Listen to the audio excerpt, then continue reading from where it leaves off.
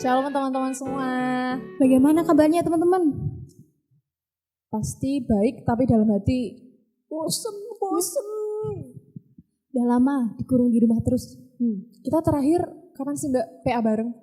Kalau PA bareng terakhir itu Jinar Keparang? Jinar Keparang ya? Lama. Kayaknya Gak bisa dihitung. Terakhir kita retreat kapan tuh? Kalau terakhir kita retreat itu seingatku ya, itu sebelum aku lulus SMA. Lah, 2014 dong? Iya. Kalau kebaktian Padang deh.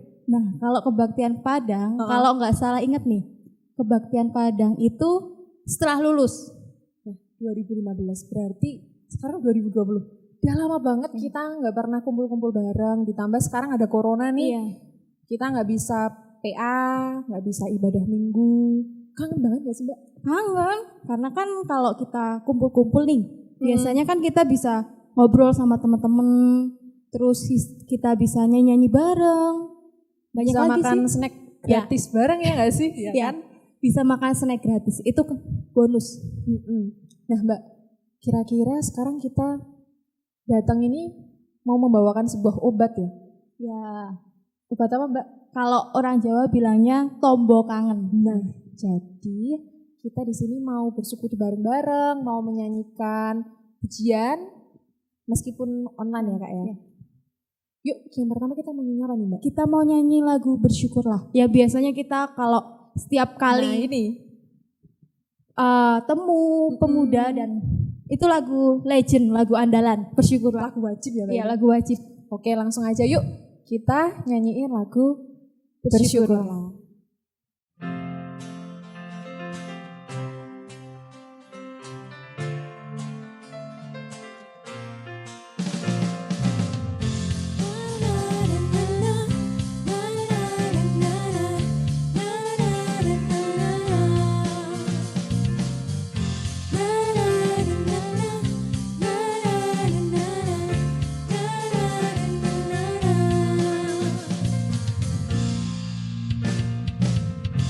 Haleluya, ku memuji-Mu Tuhan, karena kasih-Mu tak berkesudahan. Biar yang bernafas memuji Sang Raja, di atas gunung dan di dalam samudra. Tanganku ku angkat padamu, mensyukuri rahmat yang Kau beri. Kakiku melompat bagimu, sebab rahmat-Mu baru setiap pagi. Bersyukurlah kepada Tuhan, sebab Ia baik, sebab Ia baik. Bahwasanya untuk selamanya, kasih setianya, kasih setianya.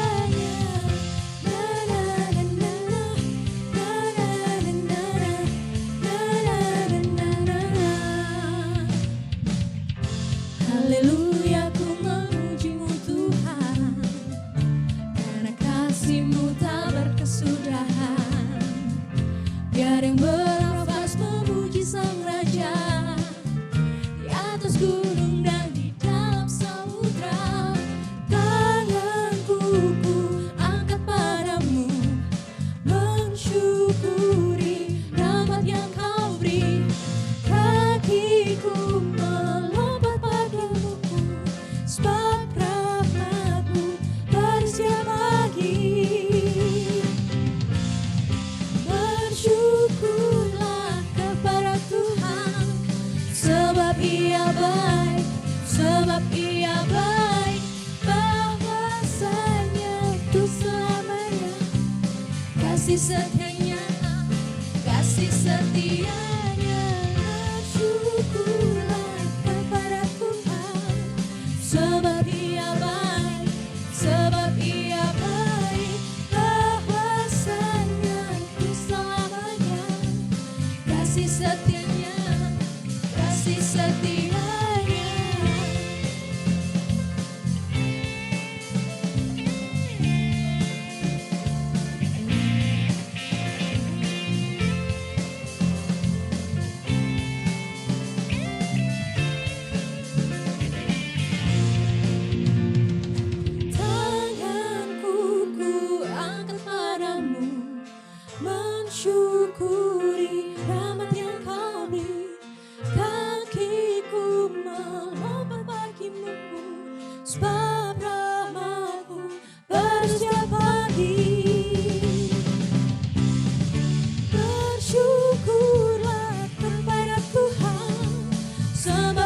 Ia baik, sebab Ia baik, bahwasanya untuk selamanya. Kasih setianya, bersyukurlah kepada Tuhan. Sebab Ia baik, bahwasanya untuk selamanya. Kasih setianya, kasih setianya.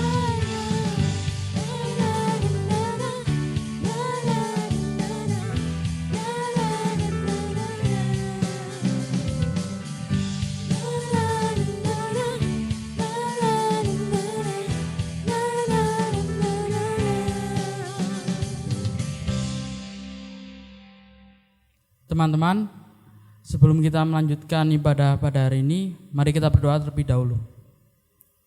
Ya Tuhan, terima kasih atas berkat-Mu, sehingga kami dapat beribadah pada hari ini dengan lancar, dan juga berkatilah anak-anak-Mu ini ya Tuhan, dan juga berkatilah juga ibadah ini dari awal sampai akhir, semoga dapat lancar dan seturut dengan kehendak-Mu ya Tuhan. Ya Tuhan, terima kasih, haleluya, amin.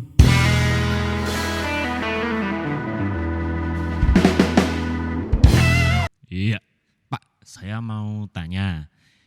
Di tengah pandemi seperti ini, kita kan nggak bisa beribadah dan melakukan aktivitas seperti biasanya. Nah, apa sih Pak yang bisa kita lakukan sebagai pemuda terhadap gereja? Oke, halo para pejuang luka. Jadi sekalipun kalian tidak bisa aktif di gereja, berkegiatan gereja seperti biasa, tapi menurut saya pemuda justru sekarang ini bisa memimpin guys. Memimpin apa? Memimpin pelayanan gereja dalam bidang atau segi atau dimensi digital. Coba deh lihat sekarang ini ketika pandemi ini, ketika gereja-gereja mau nggak mau melakukan pelayanan daring, coba lihat siapa yang kemudian memimpin atau menghandle? Ya pemuda. Maka menurut saya momen ini adalah momen di mana kalian semua para pemuda bisa membuktikan bahwa kalian punya kapasitas. Bahwa pemuda itu bukan pemimpin nanti masa depan, tapi juga masa kini. Kalian bisa berkontribusi secara nyata. Berkontribusi pada pelayanan multimedia yang ada di gereja. Kalaupun misalnya itu dibatasi atau diatur karena memang harus mengatur orang-orang yang berkumpul, maka kalian yang sekarang ini boleh dikatakan digital native, kalian bisa melakukan berbagai macam hal, bentuk-bentuk pelayanan, bentuk-bentuk kesaksian ataupun hal-hal yang menginspirasi di dunia digital, sehingga orang-orang di tengah pandemi ini tetap memiliki harapan. Kira-kira itu yang bisa kalian kerjakan. Jadi jangan merasa kalian tidak bisa berbuat apa-apa. Gitu guys. Peris. Pak, yang saya mau tanyakan, kan Tuhan mengajarkan kasih pada sesama. Kita sebagai anak Tuhan, gimana sih kita menerapkan kasih itu pada sesama di tengah kondisi pandemi seperti ini? Oke, nyeruput sih guys. Seger. Nah, bagaimana cara mempraktekkan kasih itu kepada sesama? Menurutku prinsipnya adalah menjaga kehidupan guys. Jadi sekarang ini wujud dari kasih adalah menjaga kehidupanmu dan juga sesamamu. Kalau dikatakan dan ditanyakan bagaimana mengasihi sesama, maka jagalah kehidupan sesamamu. Contoh paling konkret adalah dengan cara kamu menjaga dirimu supaya tidak tertular COVID-19 maksudnya, dan tidak menularkan kepada orang-orang di sekitarmu. Itu yang paling simpel, sehingga gerakan belajar di rumah, stay di rumah, bekerja dari rumah dan seterusnya, itu kan semuanya dilakukan dalam rangka kita menjaga kehidupan kita, nyawa kita dan juga nyawa orang-orang di sekitar kita. Dengan kalian kalau tidak ada keperluan yang sangat mendesak, kalian stay di rumah, kalian menjaga diri kalian dan juga orang lain, itu wujud kasih yang sekarang ini sangat konkret.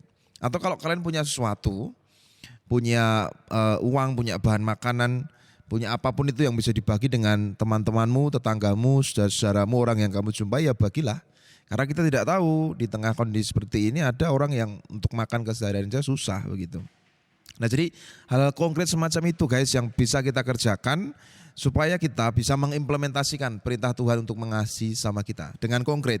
Dan tujuannya atau core-nya, core of the core, kayak Mbah Sopo, kayak Boyolali, core-nya adalah menjaga kehidupan sesama kita yang ada di sekitar kita. Nah, menurutku itu cara mengasihi sesama di dalam konteks pandemi ini.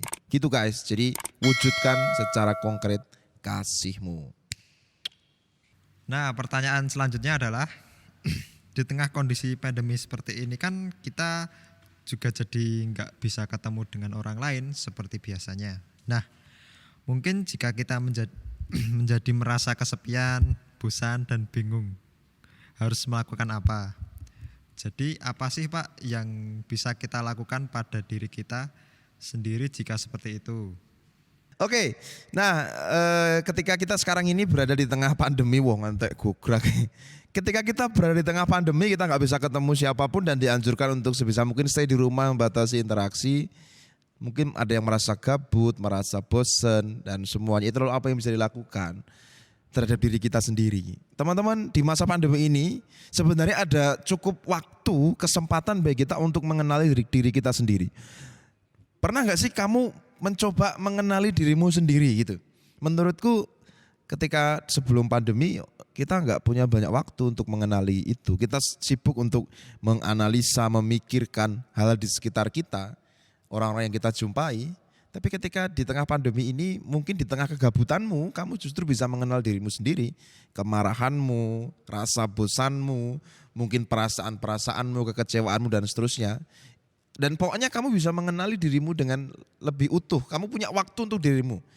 Kayak me time ngono lho. Kamu tuh pernah enggak sih kemarin jadi ketika kamu sibuk beraktivitas entah kuliah, entah kerja dan semuanya terus kamu gawe kopi Kailasa, terus kamu posting di IG this is me time. Lah, itu kan sekarang bukankah banyak sekali me time-mu? Tapi ya manusia seperti itu ya, ketika sibuk dia pengen me time, ketika me time-mu banyak, gabut kamu pengen ketemu yang lain. Maka sebenarnya tinggal bagaimana kamu mengelola katakanlah rasa bosan, rasa gabutmu itu sebenarnya. Jadi kalian tetap bisa kok di tengah pandemi ini mengatasi rasa bosan dengan segala macam hal yang kreatif. Kamu mengenali dirimu sendiri, tapi kalau misalnya ada suatu perasaan-perasaan yang kemudian membuat gabut, kecewa dan seterusnya, ya kamu harus bisa mengendalikan. Menurutku kamu tetap perlu untuk mengenali dirimu sendiri dan bisa mengenali dirimu lebih dalam, termasuk mengenali keluargamu lebih dalam. Dan itu menjadi sesuatu yang sangat penting untuk pengenalan dirimu menurutku. Ya kalau gabut, tetap kerjakan hal yang positif, tetap lakukan hal-hal aktivitas yang positif, jangan yang negatif. Aktivitas positif misalnya buka channel Padepokan Kailoso, YouTube, terus di subscribe gitu. Atau nyeruput. Oh my god, invitation from, oh my god. Peris. Nah, terus gimana beriman di kondisi pandemi sekarang ini tuh gimana Pak? Hah? Oke, beriman di tengah pandemi menurut saya prinsipnya masih sama. Beriman dengan tetap berhikmat dan berhikmat tanpa kehilangan iman. Menurut saya seperti itu, tetap sama prinsipnya. Nah apalagi ketika sekarang ini kita masih di tengah pandemi lalu ada wacana bahkan rencana yang juga semakin konkret, teman-teman bisa baca sendiri di sosmed atau dari manapun broadcast atau apapun itu, tentu yang bisa dipertanggungjawabkan ya, bahwa akan ada new normal gitu kan. Jadi tengah pandemi belum selesai tapi memang karena tuntutan, kebutuhan perekonomian dan semuanya lalu tidak bisa seterusnya kita menjalani pembatasan yang lalu sampai kemudian mengganggu sendi-sendi ekonomi. Maka akan ada yang namanya new normal. Nah ketika nanti kita menyambut new normal itu, ketika nanti kita menyambut new normal itu, menurut saya beriman dengan tetap berhikmat dan berhikmat tanpa kehilangan iman, itu yang tetap perlu untuk dikerjakan. Jadi nanti di tengah-tengah new normal yang akan kita jalani, menurutku teman-teman perlu untuk menyeimbangkan itu deh. Kalau teman-teman misalnya terlalu paranoid, terlalu takut terhadap virus ini, maka teman-teman perlu untuk kemudian menghayati bahwa ya kehidupan kita sepenuhnya berada di tangan Tuhan. Tidak akan ada sesuatu yang terjadi atas hidup kita tanpa seizin Tuhan. Itu kalau kita terlalu paranoid terhadap hal yang kemudian berhubungan dengan virus corona. Tapi kalau teman-teman lalu nanti di era new normal lalu menjadi leleh luweh atau leleh luweh atau enggak peduli, maka teman-teman juga perlu untuk kemudian menyadari, mengingat betul bahwa Tuhan menginginkan kita hidup, menjaga kehidupan ini dengan semua hikmat, kebijaksanaan, dan semua yang diberikan oleh Tuhan, akal, pikiran, akal budi, kemampuan intelektual, dan semua itu untuk menjaga kehidupan dengan kerja nyata dan partisipasi aktif kita. Jadi tetap beriman di tengah pandemi, ya beriman yang tidak menghilangkan hikmat dan berhikmat yang tanpa mengesampingkan iman. Menurut saya tetap seperti itu. Coba selalu carilah perimbangan. Aku mau ngomong apa tuh, ora cetok seruput saya. A few moments later. Pokoknya tengerane, kalau kamu terlalu ke kiri, kamu perlu menyeimbangkan ke tengah, menarik diri ke kanan. Kalau kamu terlalu ke kanan, kamu perlu menyeimbangkan diri, menarik ke kiri supaya menjadi di tengah. Gitulah. Kalau terlalu menekankan iman, kamu harus ingat hikmat. Kalau kamu terlalu menekankan hikmat, kamu harus ingat bahwa kita adalah orang-orang yang dipanggil untuk memiliki iman kepada Tuhan. Ingatan guys. Nah, kalau gitu Pak, pertanyaan yang terakhir nih. Haruskah orang Kristen khawatir tentang virus corona? Dan bagaimana cara agar orang Kristen tetap memperkuat iman dalam situasi yang seperti ini, Pak? Oke guys, apakah kita perlu takut pada virus corona? Jawabannya ya dan tidak, yaitu ya dan tidak sekaligus. Kenapa? Yang pertama kita perlu takut pada virus corona karena itu akan membuat kita hati-hati supaya bisa mungkin kita jangan sampai tertular virus itu. Karena kalau sampai kita tertular virus itu, sekalipun imun kita kuat, maka kita akan menjadi yang disebut apa itu OTG, orang tanpa gejala, yang bisa menjadi carrier terhadap virus itu, lalu bisa menularkan virus itu pada orang yang imunnya tidak kuat, sehingga akan berbahaya bagi dia, apalagi kalau dia punya penyakit kronis. Wis lah intine ngono ku ya, nek tak terus aku ndak dadi apa ya, kayak petugas medis padahal aku orang mudeng ngono kuwi. Nah, itu yang pertama kita perlu takut menjaga diri supaya jangan sampai terkena virus itu. Dengan menjaga diri supaya tidak terkena virus itu, kita sungguh mengasihi sama kita. Karena kita mencegah diri kita dari potensi menjadi OTG, orang tanpa gejala yang menularkan virus itu. Itu kan. Tapi yang kedua juga kita tidak perlu takut nemen-nemen loh guys. Orang perlu kebangetan lewati. Kenapa? Ya karena hidup kita bukan ditentukan oleh virus itu, tapi ditentukan oleh Tuhan. Segala sesuatu terjadi atas hidup kita seperti yang tadi, itu atas seizin Tuhan. Tapi bukan berarti kita senanya sendiri, kita harus menjaga diri sepenuhnya. Nah, kita harus menyeimbangkan itu. Tapi pada akhirnya kita tidak perlu kemudian takut berlebihan terhadap virus corona itu, sehingga itu justru akan melemahkan imun kita, sehingga pada akhirnya justru memudahkan kita juga berpotensi untuk terkena virus itu. Seperti itu. Jadi ya supaya kita hati-hati, tapi juga tidak supaya tidak takut berlebihan sehingga ketakutan itu mengungkung kita. Menurutku seperti itu. Dan yang berikutnya, bagaimana kita harus memperkuat iman kita di tengah-tengah pandemi ini supaya orang Kristen imannya kuat. Saya usulkan satu guys, bangun relasimu dengan Tuhan. Jadi di tengah pandemi ini bangun relasimu dengan Tuhan, dan relasimu dengan Tuhan itu sekarang ini tidak bisa dibangun, dinyatakan pada sesuatu yang artifisial yang dalam permukaan, tapi harus dalam kedalaman batinmu, hubunganmu yang intim dengan Tuhan. Gitu loh guys. Jadi bangun relasimu. Coba komunikasi, coba bangun relasi dengan Tuhan. Tidak bisa itu diupayakan hanya dengan misalnya ke gereja, berdoa, tapi hanya formalitas. Tapi melainkan harus sungguh kamu berjuang untuk berelasi secara intim, secara intens dengan Tuhan. Apalagi sekarang nggak bisa ke gereja, doa sendiri-sendiri di rumah, itu kan membutuhkan kedisiplinanmu untuk membangun relasi dengan Tuhan toh. Nah, setiap orang caranya beda-beda guys. Tapi cobalah temukan Tuhan di dalam setiap hal yang kamu kerjakan.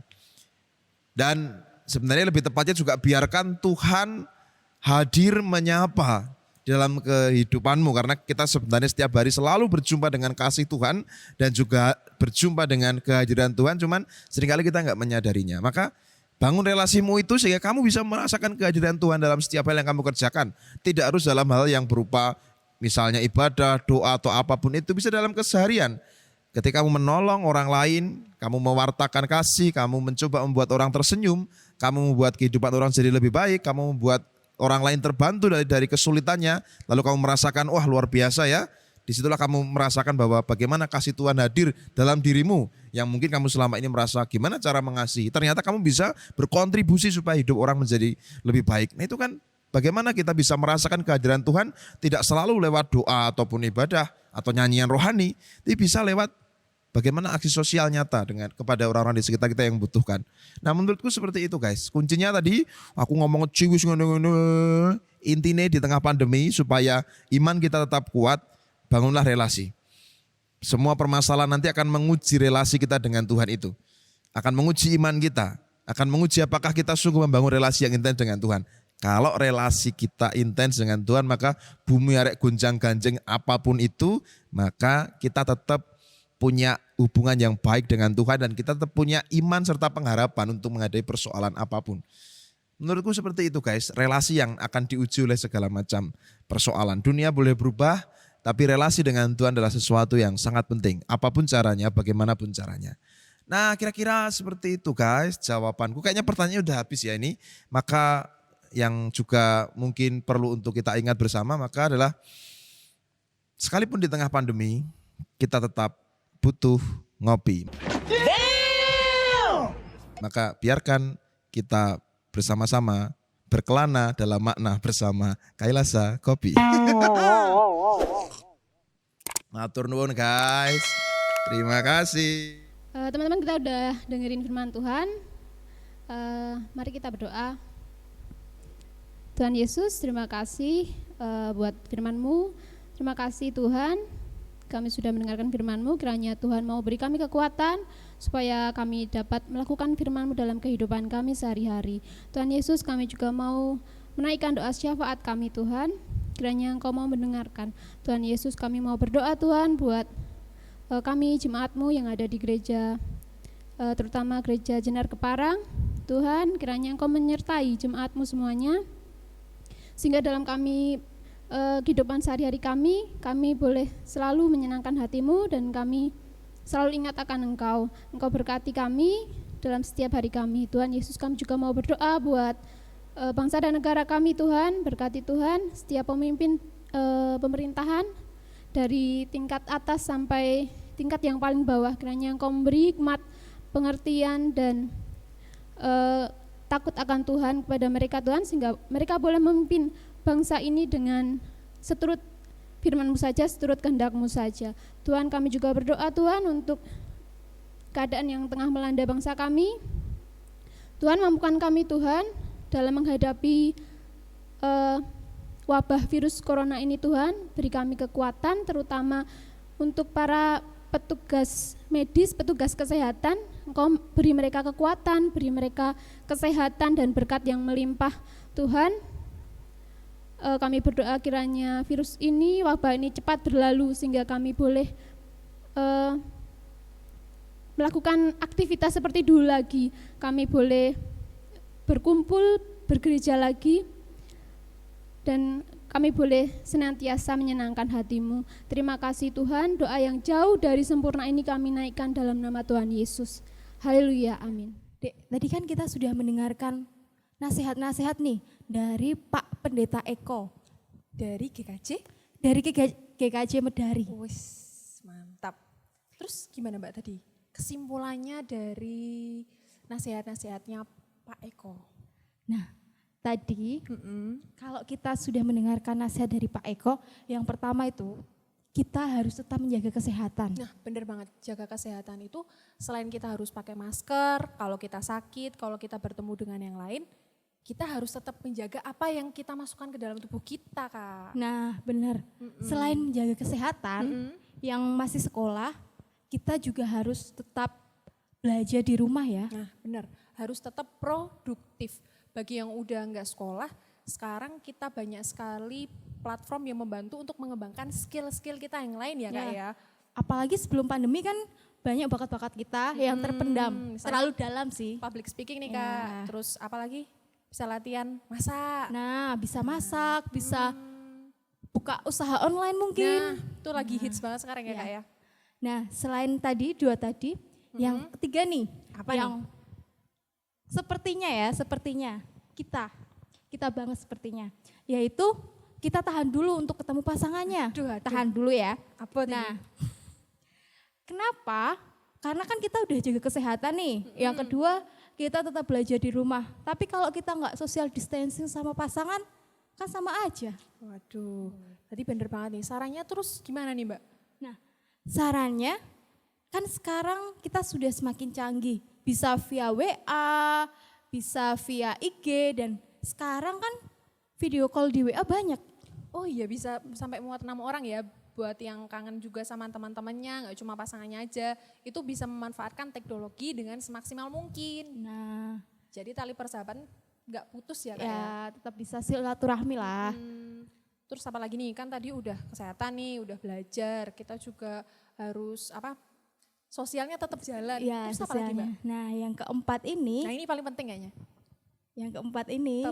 tetap ayo pelayanan. Nah, kadang kita kan alasan nih, sekarang kan masa pandemi, kita harus jaga jarak. Terus kita cuma menjadi kaum-kaum rebahan. Memang benar sih, kalau sekarang kan kaum rebahan itu pahlawan negara. Iya benar sih Kak. Tapi kan kita juga harus tetap pelayanan. Oke, terus jangan lupa dengan adanya fasilitas ibadah online itu juga jangan menjadi batu kita jadi nggak mau ibadah, karena mungkin teman-teman mikir, alah gak usah lah ngapain, nanti aja. Justru karena ada ibadah online nih. Dulu kalau kita ibadah nih di gereja, kita kan biasanya online via HP. Padahal udah ada tulisannya nih, dilarang menonaktifkan HP. Nah sekarang kalau online banyak yang males karena alasannya nggak ketemu. Alasannya kuotanya nggak ada. Padahal kalau buat IGN bisa ya Kak? Bisa lancar. Abot iki abot. Nah yang terakhir tadi dari Pak Pendeta Eko, kita diberikan nasihat untuk tetap berpengharapan. Pasti semuanya juga akan berlalu dan itu yang harus kita pegang sampai sekarang. Pokoknya apapun yang terjadi tetap mengandalkan Tuhan, jangan mengandalkan kekuatan kita sendiri ya Kak ya. Oke, kali ini kita harus pamitan nih Kak. Kayaknya udah terlalu banyak kita cincang-cincang ya Kak. Udah terlalu panjang. Yoi, kita tutup dengan menyanyikan lagu apa nih Kak? Ini juga lagu kebangsaan. Ya, ini lagu kebangsaan, lagu legend tadi. Nah, lagu apa? Tuhanlah Kekuatan dan Mazmurku. Sampai jumpa minggu gak tahu sih minggu depannya juga terserah ya. Minggu kapan-kapan ya.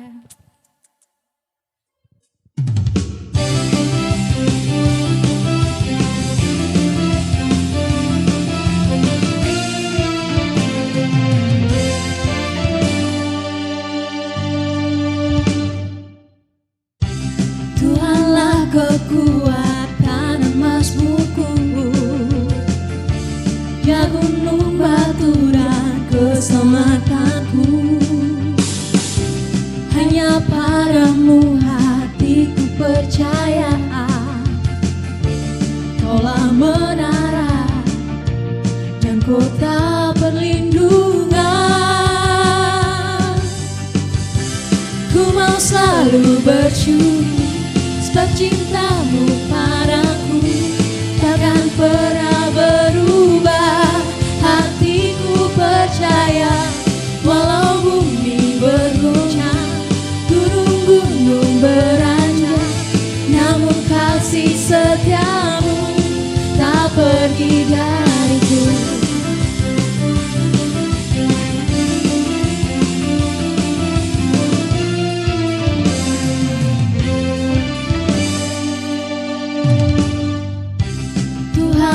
Kekuatan dan mazmurku, ya gunung batu dan keselamatanku. Hanya padamu hatiku percaya,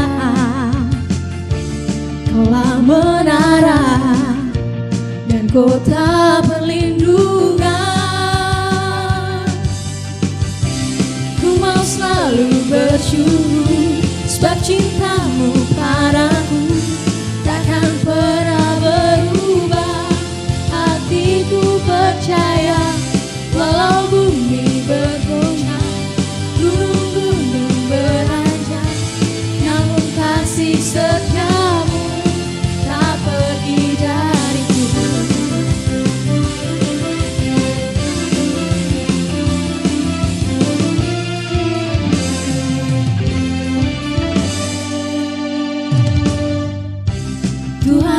kekuatan dan mazmurku,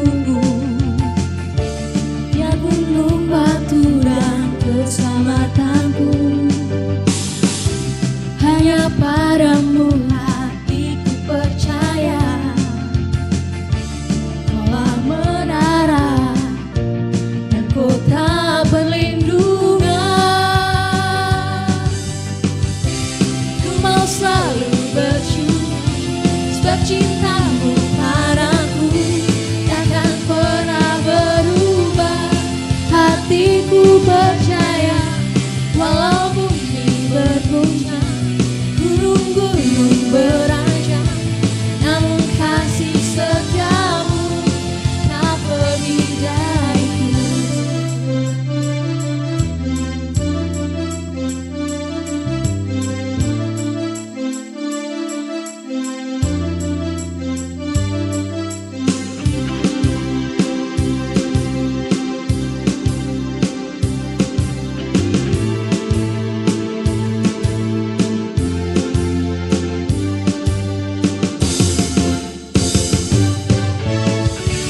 Ku mau selalu bersyukur sebab cintamu padaku takkan pernah berubah. Hatiku percaya walau bumi bergoncang, gunung-gunung beranjak, namun kasih setiamu tak pergi dariku. Namun kasih setiamu tak pergi dariku. Dadah, sampai jumpa ya.